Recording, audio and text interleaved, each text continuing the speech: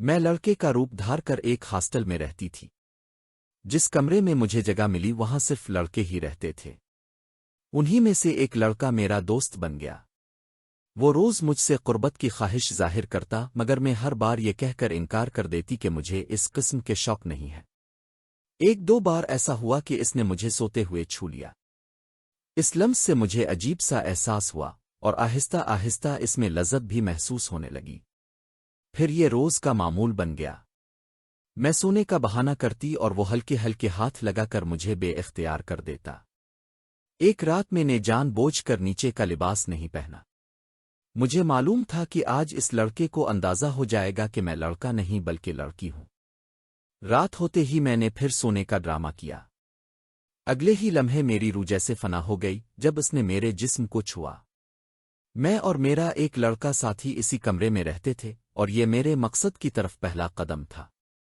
इस रात में इसकी मौजूदगी में सो ना सकी, मगर मेरे लिबास और अंदाज की वजह से वो मुझे अब भी लड़का ही समझ रहा था। वो अपने फोन में मसरूफ था और मैं अंदर ही अंदर घबरा रही थी। पूरे हॉस्टल में सिर्फ लड़के थे और कोई मुझे खास तौर पर नोटिस नहीं कर रहा था, मगर डर दिल में बैठा हुआ था। रात का एक वाकया मेरे खौफ को और बढ़ा गया। मेरी आंख लग गई। कुछ ही देर गुजरी थी कि मुझे महसूस हुआ कि कमरे में कई लोग मौजूद हैं और आपस में बातें कर रहे हैं। मैंने सोचा उठकर देखूं, मगर आंखें बंद किए लेटी रही। कमरे में अजीब सी बदबू फैलने लगी और मेरी सांसें तेज हो गईं। मैं चौंक कर उठ बैठी। सामने देखा तो 5 नशे में धत लड़के मौजूद थे। उन्होंने मुझे कुछ नहीं कहा। मैं भी दोबारा लेट गई, मगर नींद कहाँ आनी थी। अगली सुबह मैंने हॉस्टल के मालिक से कमरा बदलने की दरख्वास्त की और मुझे दूसरे कमरे में मुंतकिल कर दिया गया। नया साथी ठीक था, इसने कभी कोई नामुनासिब हरकत नहीं की, मगर मेरा ज़हन उलझा हुआ था। मैं अपनी मंजिल की तरफ बढ़ रही थी कि अचानक मेरी नज़र नीचे वाले एक बंद कमरे पर पड़ी जहां एक चौकीदार बैठा था। वो मुझे अजीब नज़रों से घूर रहा था। मैंने भारी आवाज में पूछा, चचा क्या बात है? इसने सवाल पर सवाल कर दिए, मगर मैं किसी तरह वहां से निकल आई। शाम को जब मैं वापस आई तो वही नशा करने वाले लड़के सामने खड़े थे। मुझे देखकर हंसने लगे। मैं जल्दी से वहां से हट गई। रात को पानी पीने के लिए बाहर निकली तो वही बदबू फिर महसूस हुई। वापसी पर अचानक एक साया गुजरा और फिर मुझे होश ना रहा।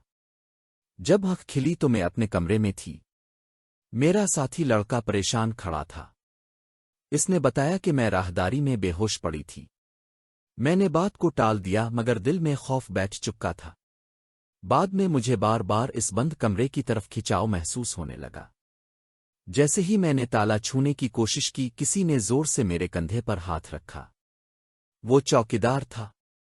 इसकी नज़रें मुझे अंदर तक छलनी कर रही थीं। मुझे फौरन समझ आ गया कि यहां रुकना खतरनाक है, मगर मेरा मकसद अभी पूरा नहीं हुआ था। इसी दौरान माजी की यादें मेरे ज़हन में उमड़ आईं।